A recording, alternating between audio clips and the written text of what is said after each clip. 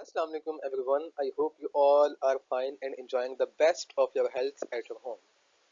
Students, today we are going to start a favorite topic, a favorite play, Macbeth, Act 5, Scene 6 and 7. So basically we are moving towards the end of this play. In these scenes we are going to observe the final downfall of the protagonist. Protagonist means hero or the main character of the play. And who is the main character? We know very well Macbeth is the main character of the play. Means we are going to observe the final decline or final downfall or the final tragedy of the protagonist or of Macbeth in these scenes. So here we go. So students, as we know very well that we always discuss the short summaries of the scenes that we read normally. So now we are going to read the summary of Act 5 Scene 6.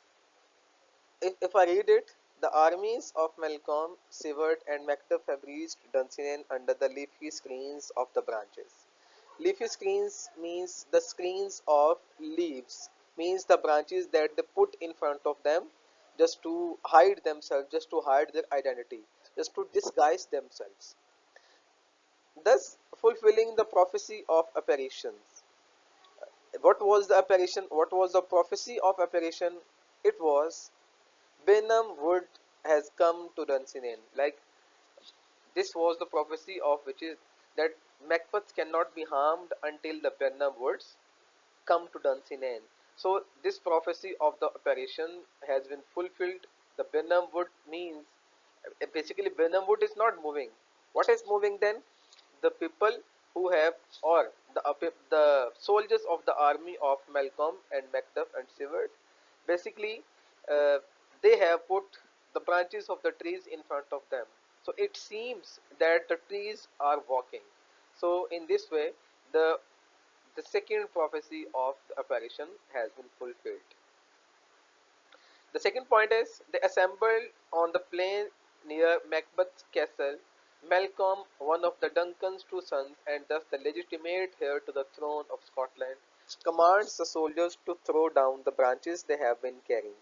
Seward leads the army into battle, while Malcolm and Macduff attend to other matters of the war. Like as they as they approach near the castle of Macbeth, they put down their they put down the branches of the trees and they start showing their identity.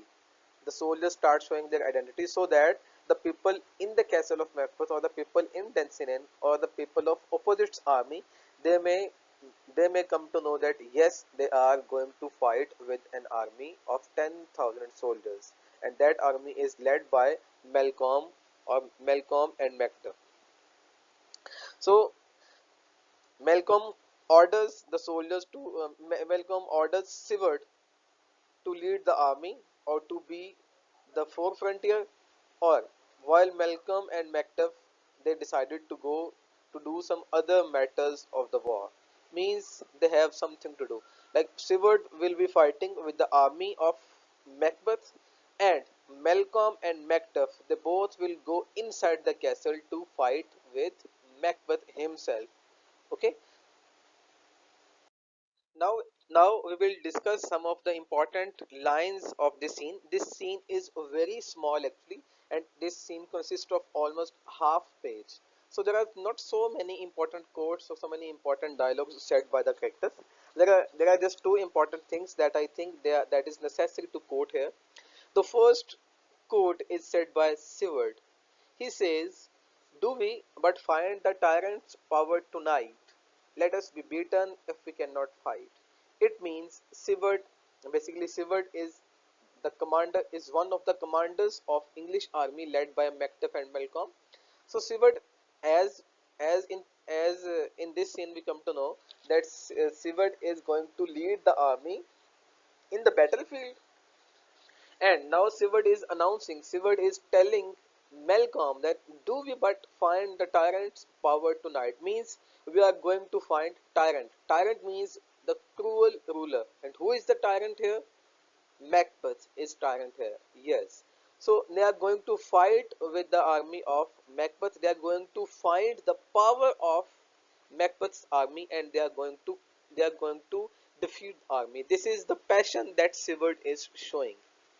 And he also says, let us be beaten if we cannot fight. Means they want to fight and they want to win. They want to fight till the last breath. And he says that we, it's better to be beaten instead of not fighting. Means they want to fight and they will fight till the last moment. The second important quote is said by Macbeth. He says that, make all our trumpets speak, give them all breath, those clamorous harbingers of blood and death. Make all our trumpets. Trumpets are actually the instruments that are used in the war, that show that war has been started. Okay, so trumpets speak. Make all our trumpets speak means blow or play all the instruments, music instruments that show that war has been started, and give them all breath. Give them all breath means play them with your breaths. Like it's just like you can say something something that you can blow with your mouth, with your lips. So he's saying that blow or play all the music instruments. Those clamorous harbing, those clamorous harbingers of blood and death. Clamorous harbingers means those uh, the tools that signify, the tool that symbolize, the tools that symbolize that yes, the war has been started.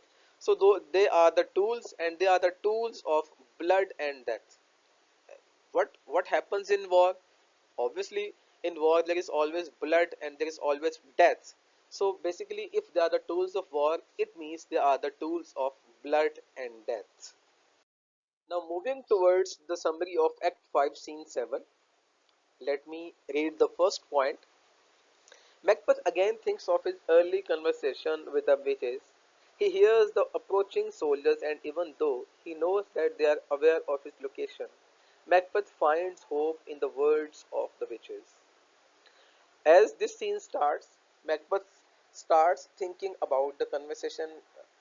He starts thinking about his conversation with the witches, his conversation with the apparition. He keeps in mind the prophecies of the three prophecies of the apparition, and as he is thinking the three prophecies of the apparition, he hears that soldiers are approaching, and the soldiers of the opposite's army, the soldiers of the army of enemy, they are approaching and they are going to attack Macbeth. But still, and he also knows that those soldiers of the armies of enemies, they are very well aware of where Macbeth is standing, or where Macbeth actually is. They know his location. This is what he knows very well. But still, he has some hope. Not only, you can say, he not only has some hope, but he has this belief that he is going to be protected, and he has the he has the prophecies of which is in his mind, and and according to those prophecies he cannot be harmed until the Benham woods come to Dunsinane, or he cannot be harmed by a person who is a womanly born. So he keeps these prophecies in his mind, and he finds hope in the words of these prophecies. Second point is, the scene foreshadows the final destruction of a tyrant in single combat. Macbeth is challenged by the courageous son of Seward. Macbeth killed a young Seward. Here, this scene also tells you about the final destruction or the final tragedy of the tyrant, because he is attacked by two persons. First, he is challenged by a brave son of Seward, and the name of brave son of Seward is young Seward.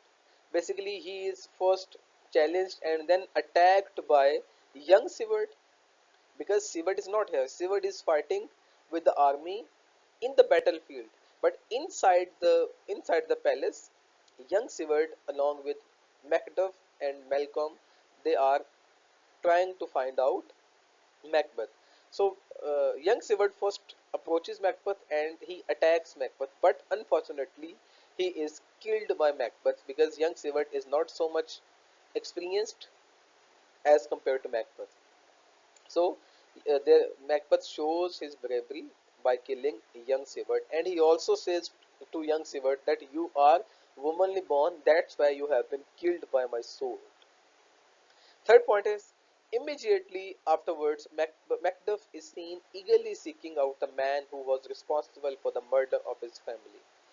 Lastly, it is announced that Macbeth's forces have surrendered Dunsinane Castle, but the business is not yet finished. After some time, Macduff is, as I told you earlier, that both that three persons like Macduff, Malcolm, and young Seward, they were trying to find out Macbeth. First, young Seward approaches Macbeth and he has been killed by Macbeth. Now, Macduff is eagerly searching the man who was responsible for the murder of his family. And who was responsible for the murder of Macduff's family? Obviously, Macbeth, because Macbeth murdered his family. Macbeth murdered his wife and sons, his children. So now Macduff is trying to find out those two things. Macbeth is trying to find out Macbeth. Then it is also announced in this scene that the army of Macbeth has surrendered, means they are not willing to fight anymore with the army of Macduff and Malcolm. The army of Macbeth has been surrendered, and you may say the army of Malcolm and Macduff has won this war. But the business is not yet finished. What is going to happen next? This will be discussed in next scene. Basically, in this scene, in scene 6 and 7, we just know that Macbeth's downfall is near. Macbeth is close to his downfall.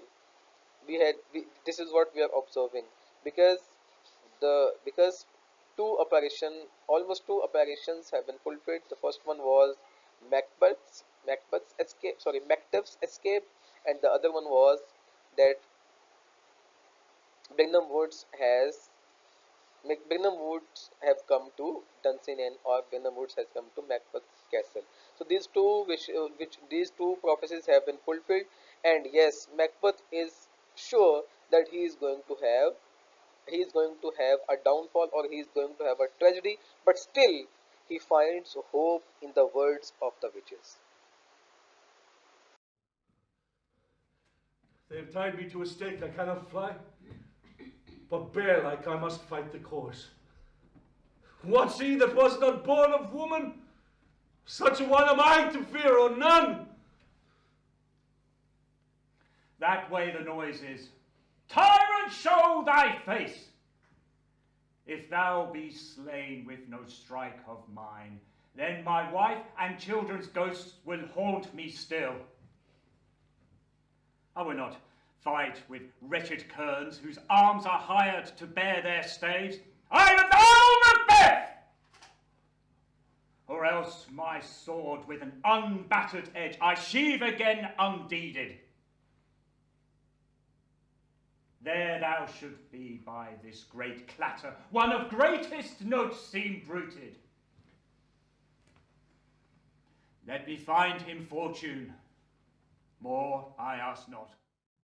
Now talking about the important lines of Act 5, Scene 7. Basically, this scene is so much important because in this scene, Macbeth is challenged by young Seward, and Macduff is also trying to find out the person who is responsible for the murder of his family, and also Malcolm is also trying to find out the person who has you can say who has murdered his father, and who has who has snatched the kingdom out of him, because after King Duncan, Malcolm is the next heir to the throne of Scotland, but Macbeth himself considered the king of Scotland. So now Malcolm is trying to get his kingdom back from Macbeth. In this way, this scene is so much important. Now, if we talk about some important lines, so very first line is said by Macbeth. This is a very important line. You have to underline these quotes in your book. Macbeth says, "What's he that was not born of woman? Such a one am I to fear, or none." What's he that was not born of woman means who is the person who is not born of a woman. It means he has the prophecy of which is in his mind, and he says, "What's he that was not born of?" Who is the person in the world who is not born of a woman? He thinks that everyone in the world is womanly born. Everyone in the world is born of woman. So he is thinking, he is asking question from himself, and then he also gives the answer of his question by saying, "Such a one am I to fear, or none." He says, "Only I fear, only I have fear from the person who is not womanly born. Otherwise, I fear none." Means he fears none. He has nothing to do. He has no fear from anyone except the person who is not womanly born. And he has this hope in his mind that all the person in the world are womanly born. Second important quote is said by young Seward. He says, "The evil himself could not pronounce a title more hateful to mine ear."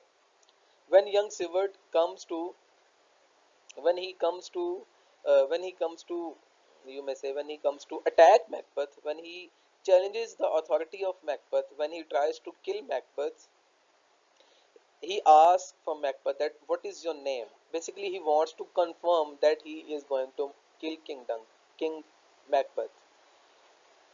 He confirms the name. Macbeth, as Macbeth tells him the name, Macbeth says that I am Macbeth. In response, he says that the evil himself could not pronounce a title more hateful to mine ear. He says Macbeth as an evil. He says that evil himself could not pronounce a title. Like Macbeth himself could not pronounce his name. And that name, the title or the name Macbeth, is more hateful to his ear. Means he has only come here to murder the evil person. And now who is the evil person? Macbeth. Third quote is said by Macduff. Macduff says, "If thou beest slain, and with no stroke of mine, my wife and children's ghost will haunt me still." And the dialogue of Macbeth and Macduff, you can hear this dialogue in the previous video as well. So Macduff says that if Macbeth is now trying to find out Macbeth, in the video you can see that both are standing in different places. They are not standing in one place. They are not talking to each other. Basically, they both are talking to themselves. You can say they are this. You can say that they are. This is their soliloquy. So Macbeth says, "If thou beest slain," thou means you. Who is you here? Whom Macduff is addressing? It is Macbeth. So Macduff is addressing to Macbeth that if thou beest slain, thou means you, beest means be or is. Slain means kill or slaughter.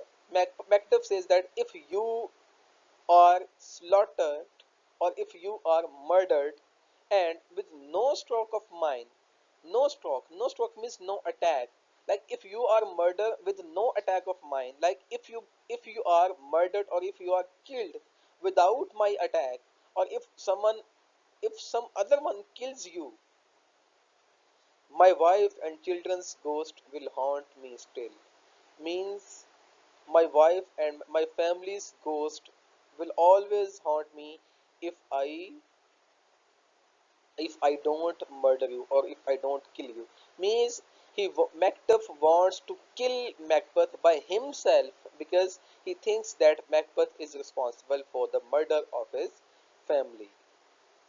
At, at last, you can see the quote of Malcolm. Malcolm says, "We have met with foes that strikes beside us." Basically, this line is written at the last of this scene 7 when the armies of Macbeth when the armies of Macbeth surrender in front of Malcolm and they accept their defeat. Then Malcolm says, "We have met with foes." Foes mean enemies. that strikes beside us. Means we have met with enemies that have surrendered and that have that have promised to strike beside us, means that has promised to fight beside us, that promised to fight with us, not against us. Now it's time to do some homework. Basically, I have given you three questions here because these scenes are not so much long and they are not having so much material to describe. So that's why I have given you short question. But this short question does not only mean that you are supposed to write the answer within 2 to 3 lines. You can write the answers of these three questions up to 8 to 10 lines, minimum 8 to 10 lines for one answer. And in this way, means if you are writing three questions, there should be almost 25 to 30 lines for the answers of these three questions. The first question is, what does Macbeth vow to do to Macbeth and why? Why it means why Macbeth wants to kill Macbeth? Why Macbeth is eagerly seeking for Macbeth? So this is what you have to do. You have to find the answer. I told you clearly in the previous slides. Cite an example from Act 5, Scene 7. You have to try to find out the example, and if you are attentive, you can see the example of this in Act 5, Scene 7, important quotes in that portion. Second question is, what difference can you cite between Macbeth's army and Malcolm's army? The difference is very clear that Macbeth's army is not willing to fight against Malcolm's army. Actually, Malcolm's army is uh, the number of Malcolm's army is so much larger than Macbeth's army, so much more than so much more than Macbeth's army. Basically, this was the one difference, the number. The second difference was bravery. Malcolm's army was quite brave, but Macbeth's army was not brave. Army was brave, but they were not ready to fight for Macbeth because in their heart, their their you can say their intention or their positivity or their side, their favors are for Malcolm's only, and they are also very well aware of Macbeth's cruelty and Macbeth's tyranny. That's why they are not willing to fight for Macbeth, and moreover, they are not willing to fight against Malcolm's army because they think that Malcolm is the son of Duncan and their favors are with Duncan as well. Question number 3 is, whom does Macbeth kill in Act 5? Whom Macbeth kills in Act 5? It was obviously young Sigurd. Do you feel that it is important? State your reason. You have to. I have told you clearly in some time ago about this, that whom he murdered and why young Sigurd comes here and why he has been murdered by King Duncan. Sorry, why he has been murdered by Macbeth. So that's it from my side. So guys, thank you so much for watching and listening to me. That's it from my side today. Inshallah, we will be with you with a new topic, with a new optimism and with a new enthusiasm. So thank you so much once again. So I request you all now to please subscribe my YouTube channel. The link of my YouTube channel is given here. Please subscribe, like and share it. Thank you so much.